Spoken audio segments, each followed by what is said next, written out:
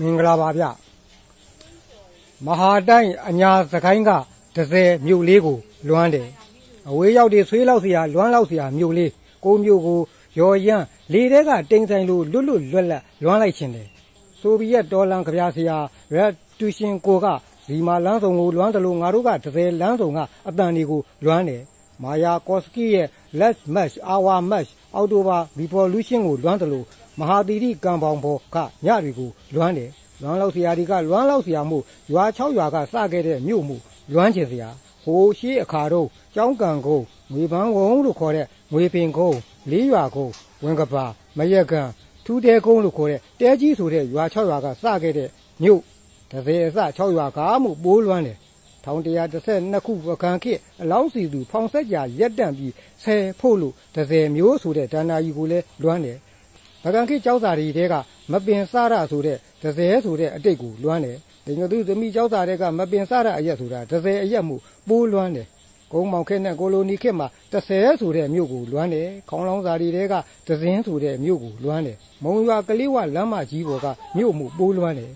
မြန်မာပြည်လက်ထက်မြေတူးခရိုင်ရွှေဘိုခရိုင်နောင်တော့ရေဦးခရိုင်ဘဲခရိုင်ဖြစ်ဖြစ်အလုံးအရက်ရော့မသွားတဲ့ငါတို့မြို့လေးကိုလွမ်းတယ်မြောက်ဖက်နဲ့အရှေ့ဘက်ကနေမြို့ကိုတိုင်းဖက်ထားတဲ့မူးမြစ်လေးကိုလွမ်းတယ်အနောက်ဘက်ကမဟာမြိုင်တော့အိမ်ကြီးချင်းခေါင်းတွေဖြစ်တဲ့မင်းကင်းတပန်းစိတ်သေးကြောင့်ဖြစ်လာတဲ့ကျွန်းလကံဘလူရေဦးတို့ကိုလည်းလွမ်းတယ်မိုးအောင်မြေပြင်ဝိတုစာရေးဆရာမင်းအောင်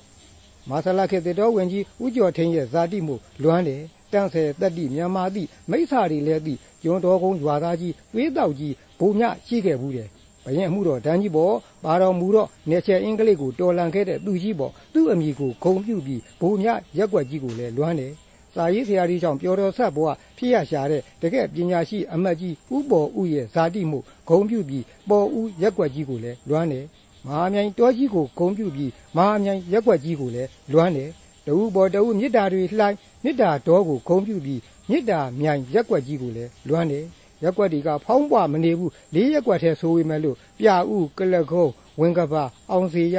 ရွာသေးရက်ွက်လေးတွေကိုလည်းလွမ်းသေးတယ်